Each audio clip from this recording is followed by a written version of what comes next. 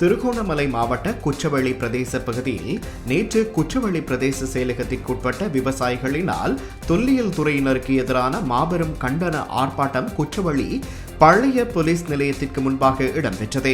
1962 ஆண்டு தொடக்கம் 1985 ஆண்டு வரையான காலப்பகுதிகள் வரைக்கும் திருகோணமலை மாவட்டத்தில் மிகப்பெரிய நெற்களஞ்சிய சாலையாக விளங்கிய குறித்த இடத்தில் 1985 ஆண்டுக்கு பின்னரான காலப்பகுதியில் குச்சவெளி போலீஸ் நிலையம் தற்காலிகமாக இயங்கி வந்தது. கடந்த ஆண்டு குச்சவெளி போலீஸ் நிலையம் அவ்விடத்தில் இருந்து இடமாற்றம் சென்றதை அடுத்து குறித்த இடம் மீண்டும் நெற்களஞ்சிய சாலையாக இயக்கப்படுவதற்கு நடவடிக்கைகள் எடுக்கப்பட்ட நிலையில் கடந்த டிசம்பர் மாதம் 28 இரவு வேளையில் இலங்கை தொல்லியல் திணைக்களத்தினரால் அவ்விடம் தொல்லியல் திணைக்களத்துக்குரிய இடம் என பதாதை வைக்கப்பட்டு தொல்லியல் துறை வசமானது. ஏற்கனவே அவ்விடத்தில் தொல்லியல் துறைக்கு என அதிலிருந்து 4 ஏக்கர் நில அளவு காணி ஒதுக்கப்பட்டிருந்த நிலையில் அதற்கு மேலதிகமாக அடாவடிக்கான முறையில் தொல்லியல் துறையினர் காணிகளை தம்பசப்படுத்தி இருக்கின்றனர். குறித்த இடமானது மூவின மக்களும் ஒற்றுமையாக வாழக்கூடிய இடமாக விளங்குவதோடு இந்து சமய கோயில், முஸ்லிம் பள்ளிவாயல், சிங்கள விகாரை போன்ற குறித்த இடத்தில் மிக அருகில் இருப்பது குறிப்பிடத்தக்கது. கிழக்கு மாகாணத்தில் திருகோணமலை மாவட்டத்தில் குச்சவெளி பிரதேச செயலகத்திற்குட்பட்ட அநேகமான காணிகள் தொல்லியல் துறையினரால் அடாவடியான முறையில் கையகப்படுத்தப்பட்டு இருப்பது குறிப்பிடத்தக்கது. குறித்த நடவடிக்கையை உடனடியாக தடுத்து நிறுத்துமாறு கோரி குச்சவெளி பிரதேச விவசாயிகள் ஒன்று கூடி கண்டன ஆர்ப்பாட்டத்தை நடத்தியதோடு உடனடியாக நடவடிக்கை எடுத்து தீர்வினை பெற்று அந்த காணியை மீண்டும் நெற்களஞ்சிய சாலையாக பயன்படுத்துவதற்கு அனுமதி தருமாறு கோரி குச்சவெளி பிரதேச செயலாளரிடம் மகஜர் ஒன்றையும் கையளித்தனர். அடையாளப்படுத்தி கொடுத்திருக்கிறோம். இது பிரதேச செயலகத்துக்கு தெரியும். அது பழைய டிஆர் ஆபீஸ், நெல் சந்தைப்படுத்தும் கட்டடம், கெஸ்ட் ஹவுஸ், சாந்தி பங்களாண்டோடு பிரைவேட் இடம்.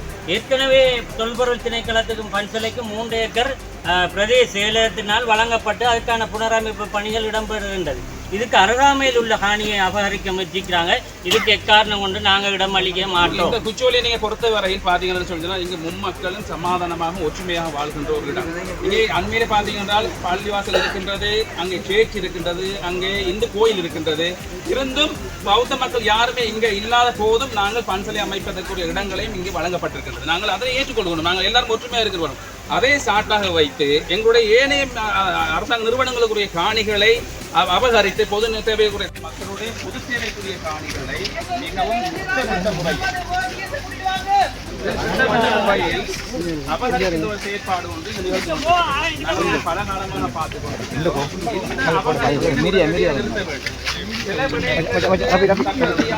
அங்கீகாரம் இருக்கிறது.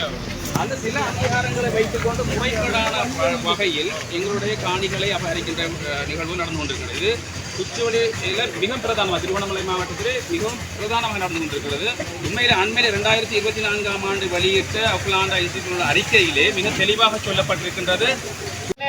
பிரதி அமைச்சரே, பிரதி அமைச்சரே, பிரதி அமைச்சரே, பிரதி அமைச்சரே, பிரதி அமைச்சர் அவர்களே, பிரதி அமைச்சர் அவர்களே, பிரதி அமைச்சர் அவர்களே, பிரதி அமைச்சர் அவர்களே, பிரதி அமைச்சர் அவர்களே, அரசே அரசே அரசே அரசே அரசே அரசே அரசே.